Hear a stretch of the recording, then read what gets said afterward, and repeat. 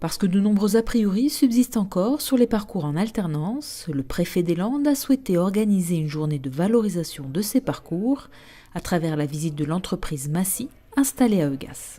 Ce que j'ai souhaité, c'est au travers de la visite de cette entreprise, de montrer qu'il y avait plusieurs sortes d'alternance, que ce soit l'apprentissage avec des centres de formation d'apprentis ou que ce soit avec les formations techniques de l'éducation nationale. On pouvait offrir des parcours à des jeunes ou à des moins jeunes pour à la fois connaître, découvrir un métier, obtenir des compétences et arriver à des niveaux de qualification très importants, puisque on a ici des jeunes qui sont sur des CAP, des BEP, on a également d'autres qui sont en licence professionnelle et également nous avons des compagnons du Tour de France qui sont aussi également dans cette entreprise.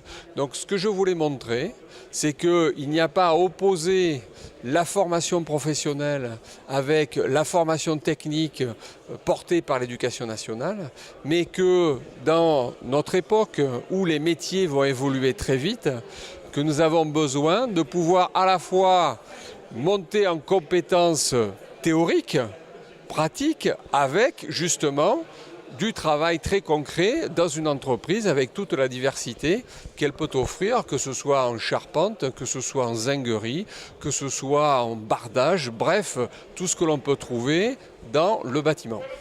Depuis près de 10 ans, l'entreprise Massy forme des jeunes et des adultes en reconversion à ces métiers du bois et de la zinguerie pour en faire de futurs salariés de l'entreprise ou les laisser poursuivre leur carrière ailleurs. Quand vous vous habituez à certains éléments, vous vous rendez compte que c'est un plaisir.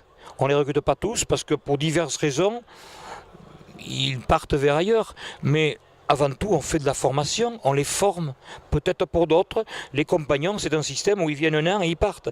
Donc effectivement, mais je pense que ça reste bien réel et que ça sert même pour d'autres. Bon, ce n'est pas grave, on n'est pas dans l'égoïsme que ça serve que pour nous.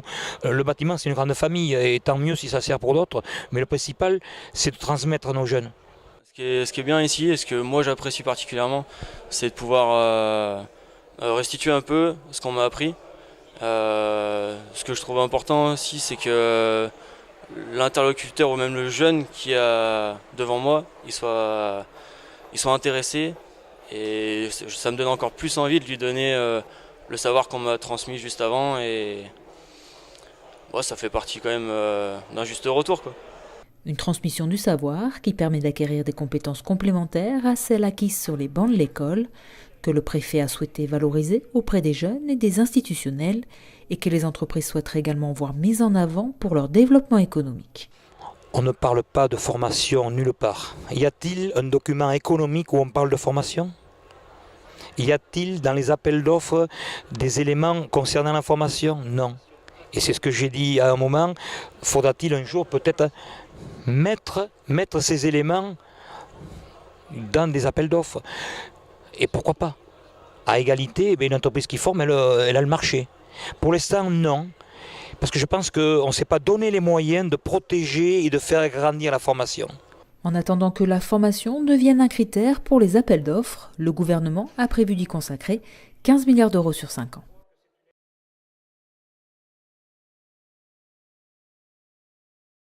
Une collecte de sang est organisée aujourd'hui à Souston de 15h à 19h, salle Madeleine Morat. Nous avons besoin de sang de tous les groupes. Les 22 et 23 novembre, à la salle Madeleine Morat de Souston, avait lieu une collecte de sang organisée par l'établissement français du sang de Biarritz et l'amicale des bénévoles du don de sang de Souston. Et dès l'ouverture des portes, les donneurs étaient déjà au rendez-vous, prêts à consacrer une petite heure de leur temps au profit d'une bonne action. Nous demandons à l'arrivée si les donneurs, ce sont leurs premiers dons ou si ce sont des gens habitués. Si ce sont des gens habitués, ils connaissent, donc ils remplissent le questionnaire qu'ils remettent après au médecin pour la suite de la collecte. Si c'est une nouvelle personne, elle remplit une feuille à part pour être enregistrée dans le fichier sur lequel elle aura une carte de donneur. Une fois qu'elle est enregistrée, le donneur va aller voir le médecin, qui lui est le seul aptes à dire oui, vous pouvez donner votre sang ou non, pas cette fois-ci, mais dans 3 mois ou dans 6 mois. Une fois que ça c'est fait, le donneur va sur le poste de prélèvement. Ça prend une dizaine de minutes, voilà, donc ça fait pas mal. Les infirmières sont très entraînées à ce type de prélèvement, donc c'est pas douloureux. Même moi qui n'aime pas les aiguilles, ça va très bien. À l'issue du don, en fait, le donneur vient se restaurer à l'espace collation et nous sommes là pour mettre en place donc, et ravitailler toujours la collation et être là pour voir si la personne ne se sent pas bien, être à ses côtés, voilà. Depuis le temps, maintenant, bon, ça me fait plus rien, moi. Je fais ça comme rigoler, moi, comme jouer aux cartes, pareil. Ça sauve des vies, en fait, des vies pour les malades, beaucoup. Comme on dit, on ne sait jamais, je pourrais peut-être en avoir besoin un jour. Alors donc, autant profiter que je donne. Pour l'instant, tant que je ne suis pas malade, moi. Voilà. Si comme Guy, de nombreux donneurs habitués étaient venus donner leur sang lors de ces 2 jours, pour l'amicale, l'objectif est toujours de voir arriver de nouveaux visages et de nouveaux donneurs afin que la chaîne du don se perpétue dans le futur. Alors, en fait, j'ai mon père qui en avait besoin. Donc en fait, je me suis dit qu'il faut que je me lance pour que si quelqu'un d'autre en a besoin, que je fasse pas, quoi. C'est une première fois, donc j'ai toujours un peu l'appréhension de venir, mais après, une fois qu'on y est, c'est très bien, tout le monde est très sympa. Faut pas hésiter, quoi. Faut passer le pas. Ça sert toujours à tout le monde. Et voilà, c'est toujours impressionnant, mais après, quand on vient, c'est bien. Franchement, c'est bien. Tout le monde est sympa, si tu as toujours envie de rester, et un bon arrière-repas et tout, c'est pas mal. N'hésitez pas à venir. Voilà, l'équipe est très bien, on est bien encadré, on est bien suivi. C'est vraiment bien. Ouais. En plus d'aider un malade ou une personne dans le besoin, le don de sang bénéficie également aux donneurs grâce aux analyses effectuées en amont. L'effet de donner son sang, c'est qu'en plus vous avez un bilan sanguin. Comme ça, au moins, en plus d'avoir fait un geste généreux, volontaire, d'avoir aussi un bilan sanguin pour vous et de voir que en fait, tout va bien aussi pour moi, pour ma santé. Du sang, nous allons en avoir de plus en plus besoin. On a de plus en plus de malades qui sont touchés par des maladies du sang. Et donc, on comprend bien l'équation que si nous avons un grand nombre de malades et très peu de donneurs, les délais pour être soignés sont bien rallongés alors que ça pourrait être beaucoup plus rapide du fait que nous sommes des fois en limite avec les stocks de sang, quoi. Donner son sang est un petit geste que tous et toutes peuvent effectuer à condition d'avoir entre 18 et 70 ans, de peser 50 kg et d'être en bonne santé, mais qui au final peut avoir un impact énorme dans la vie d'une personne.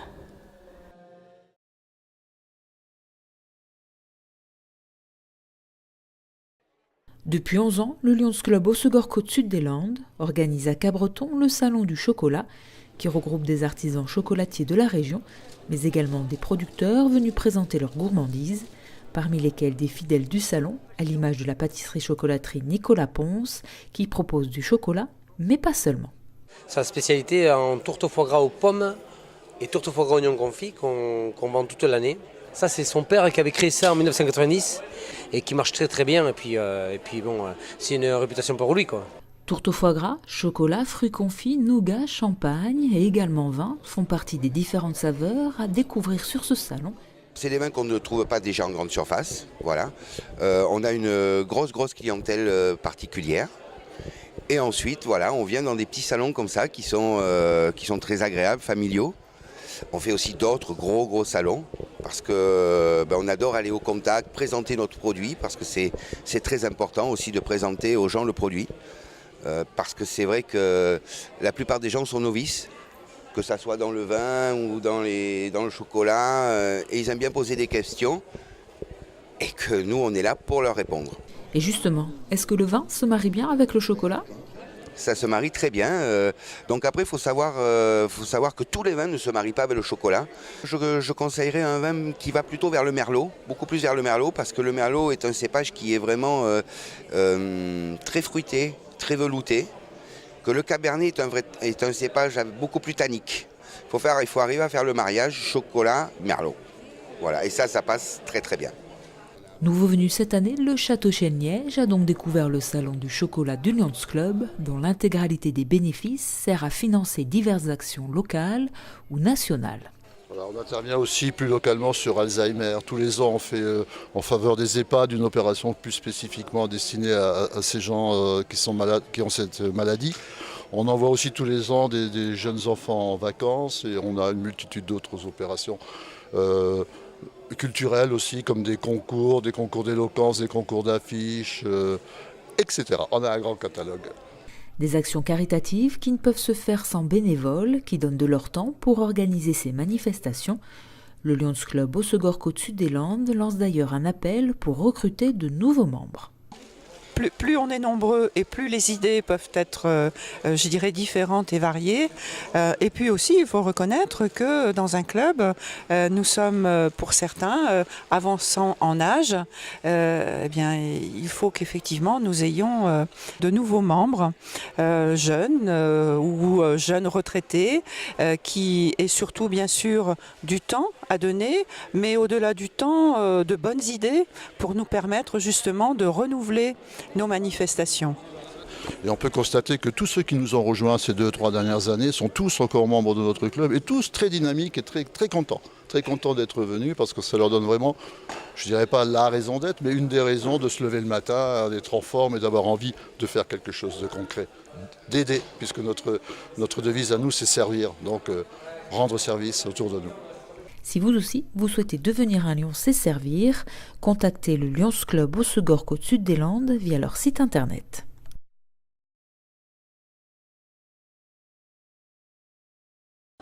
Depuis 4 mois, les passionnés de chant ont un nouveau lieu de rendez-vous à Dax. Le Pims Karaoké, installé 19 avenue Jules Bastia, est tenu par Fabienne et Hervé Richard. Après 35 ans d'animation, j'avais arrêté pendant 10 ans et puis on s'est dit tiens on va créer quelque chose qui n'existe pas sur la région. Sur Dax, ouais. Donc voilà, on a eu l'idée d'ouvrir ce pub karaoké qui actuellement plaît à pas mal de monde. Donc on commence à avoir notre clientèle qui vient régulièrement. Et, on découvre d'autres personnes aussi qui ne connaissaient pas le karaoké mais qui s'y mettent. Donc maintenant c'est parti, j'espère pour quelques bonnes années sur Dax et voilà, que tout le monde vienne faire la fête avec nous le week-end, le jeudi, vendredi, samedi, de 20h à 2h du matin. Le Pims n'est pas un bar qui fait des soirées karaoké, mais bel et bien un vrai karaoké dédié à tous ceux qui aiment pousser la chansonnette, avec tout l'équipement pro pour chanter sur les grands classiques, mais également les titres les plus récents, le tout dans une ambiance chaleureuse. Là, vous avez un endroit assez cosy. Vous avez quand même des salons, des box, et les groupes peuvent chanter aussi dans les box parce que les plus timides, y a les micros HF, donc c'est plus facile. Et puis les plus téméraires, ils se mettent sur la piste, ils mettent l'ambiance. On en a d'autres qui restent au bar. Comme vous pouvez le constater, c'est plein de lumière, plein de couleurs. On essaye de faire quelque chose de familial et de convivial.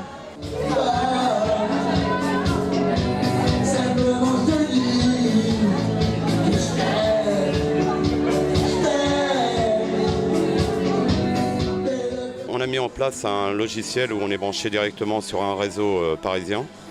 Toutes les semaines, on a les nouveautés qui arrivent. On a 30 000 titres en tout. Et ça s'affiche au fur et à mesure. Nous, on les reçoit, on les met en liste. Après, les gens ont des tablettes. Ils sélectionnent à partir d'une tablette avec le titre ou le nom du chanteur. Ils mettent leur prénom, ils confirment et après ça arrive sur mon ordinateur. Il y a une playlist et ça se lit automatiquement. En plus, ils voient leur prénom arriver sur les écrans de télévision puisqu'on a plusieurs écrans de télévision dans la salle. Avec son expérience de DJ, Hervé n'hésite pas à motiver les chanteurs et mettre un peu d'ambiance pour que tout le monde passe une bonne soirée au Pims, un lieu qu'il est possible de privatiser. Dorénavant, on va privatiser pour les gens qui veulent faire des anniversaires, des mariages, des communions, avec un tout compris, traiteur compris, et à partir de 30 personnes, sur réservation à l'avance bien sûr. Et les gens se retrouveront avec le DJ, le matériel, tout est prêt pour les accueillir. Pour les entreprises, on peut louer l'espace toute la semaine, c'est-à-dire l'après-midi, le midi, avec traiteur. On peut tout organiser à partir de leur demande. À mi-chemin entre le bar et la boîte de nuit, le Pims, dont l'entrée est gratuite, vous accueille du jeudi au samedi à partir de 20h, avenue Jules Bastia au Sablard à Dax, pour chanter, danser ou juste boire un verre en famille ou entre amis.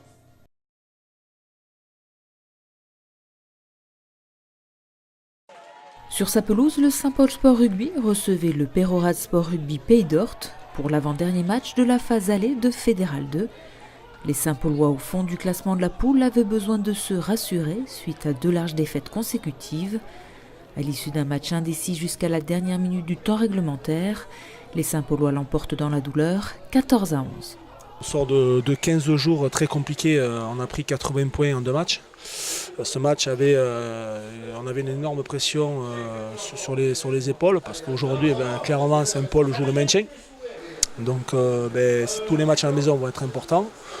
Aujourd'hui, on a su faire le job et on a encore souffert jusqu'à la 80e. Aujourd'hui, voilà, on cherche des solutions pour ressortir une certaine dynamique. On a encore beaucoup de matchs. C'est juste une étape vis-à-vis par rapport au maintien. Donc, ça fait du bien. Maintenant, on va se mettre une semaine de repos parce que les gars l'ont mérité. On sort de 3 semaines très compliquées. Donc, moralement, ça a été dur pour tout le monde. Dans ce match très engagé, 4 joueurs ont été expulsés du terrain après une explication musclée à la 25e minute. 2 cartons rouges et 2 jaunes ont mis fin à cette bagarre générale. Alors à 13 contre 13, les Saint-Paulois ont trouvé une ouverture pour inscrire le premier essai du match.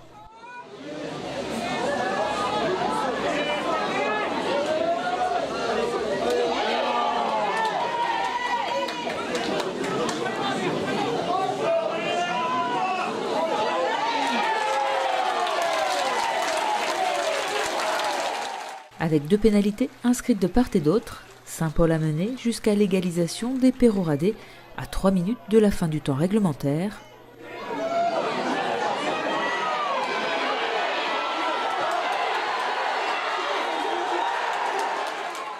Malgré avoir remonté 8 points en un quart d'heure, les Verts se sont inclinés après une ultime pénalité accordée à Saint-Paul à la 80e minute. Il se joue à un coup de dé. Bon voilà, ça bascule pour Saint-Paul. Tant mieux pour eux, on est déçus, mais bon, je crois qu'on ramène un bon point pour la suite. Je crois qu'on a été présent dans l'état d'esprit, c'est ce qu'on était venu aussi rechercher, se retrouver un petit peu devant, donc voilà, ça fait passer un petit peu la pilule. Pour le SPS, les 4 points de la victoire font du bien au moral et au classement, même s'ils sont toujours dans les 4 derniers de la poule, les 2 derniers étant relégables. Ces matchs-là, c'est pas le rugby qui compte, c'est le mental qui compte. Et je sais que là-dessus, ils lâcheront pas mentalement. Et ça se voit. Mais c'est joli, c'est qu'une étape vis-à-vis du maintien. On a encore 3-4 semaines difficiles à la reprise avec Jetmo, Asparin, voilà, qui nous attendent chez eux. Donc voilà, on va se préparer à ça. Mais on va prendre match par match. Là, on va se préparer au prochain. Et puis après, on va mettre encore des choses en place pour faire évoluer l'équipe, avancer. Mais comme on je vous dis clairement, aujourd'hui, l'objectif est clair et net pour tout le monde. C'est vite sortir le club de cette zone inconfortable où on est aujourd'hui. Où ça va se battre avec un mini-championnat en bas. Et nous, on est prêts à ça. Je leur ai dit, aujourd'hui, on va aller chercher le maintien rapidement. Et ça va être dur jusqu'à la fin. Très dur jusqu'à la fin, je pense, de la saison. Mais les gars, mentalement, je leur ai dit aujourd'hui, s'il n'y a que le mental qui compte, le rugby, petit à petit, on le mettra en place. Voilà. Pour Peyrehorade, toujours invaincu à domicile et désormais 8e à 3 points seulement de la 4e place, les prochaines rencontres s'annoncent âpres avec la réception des têtes d'affiche.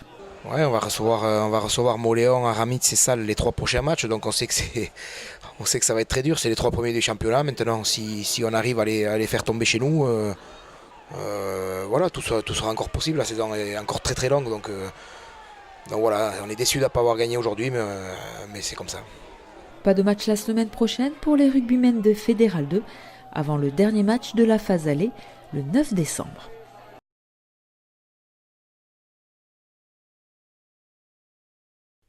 C'est sur le terrain du stade Solferino de Metz que se jouait la 8e journée de championnat en départemental 3, opposant le FC Metz au RC Dax. À égalité en haut du tableau, les 2 équipes s'affrontaient pour la première place et savaient que la rencontre allait être compliquée. D'ailleurs, dès les premières minutes, les joueurs des 2 camps sont au coude à coude, déterminés à ouvrir le score et prendre l'avantage.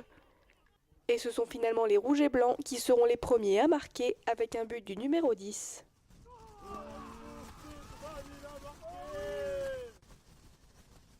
En quête d'égalisation, les Messois ne se relâchent pas et foncent vers le but adverse pour marquer à leur tour leur premier but.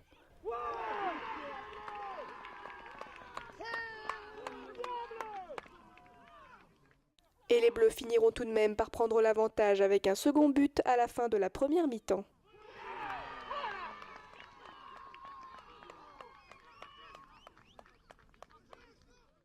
Malgré des conditions météorologiques difficiles en seconde période, les deux équipes restent concentrées. Mais bien que le RC Dax tente de rattraper son retard, le FC Metz creuse un peu plus l'écart de points avec un troisième but. Pour les Rouges, le jeu devient compliqué et ceux-ci se mettent en danger avec de nombreuses fautes. Ainsi, grâce à un pénalty, les Messois s'offrent un quatrième but. Peu de temps après, le RC Dax marque à son tour avec un coup franc. Mais malgré tous les efforts des Dacois, les Bleus inscrivent un cinquième et dernier but juste avant le coup de sifflet final et remportent la rencontre avec 5-2.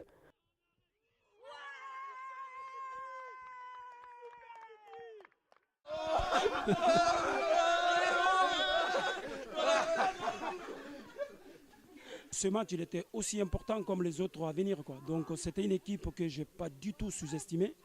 Mais je savais que c'est une équipe qui venait ici avec beaucoup d'énervement. Moi, mon rôle était que mes joueurs, celui qui répond à ces provocations, il ne jouera pas. S'il joue, je le sortirai. Et puis il sera puni les autres matchs qui arrivent.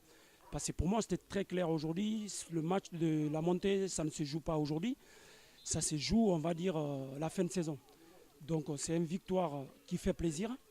Mais on va dire, c'est comme tous les autres matchs qu'on a pu faire avant cela. Je pense qu'il y avait possibilité de faire beaucoup mieux que ce qu'on a fait aujourd'hui. Malheureusement, bon, il y a des faits de jeu. Voilà. On va pas... C'est comme ça. Après, je vous dis, je leur avais demandé des choses qu'ils n'ont peut-être pas nécessairement respectées. Je pense que après, on a donné le tout pour le tout sur la fin. Bon, malheureusement, c'était trop tard. On s'attendait à un gros match.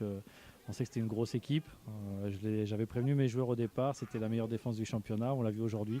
Donc, c'était très compliqué. Bon, c'est le foot. Après, voilà, que le meilleur gagne. RC Dax, ils sont venus avec beaucoup d'intensité. On a vu un très beau match. Et je suis très content que ça s'est passé à cette manière-là. Il n'y a pas eu de tension plus que ça. Mes joueurs, je les félicite vraiment, cet respect qu'ils ont procuré envers l'arbitre. Et franchement, je vous dirais tout simplement, allez FC Metz. Et on est là.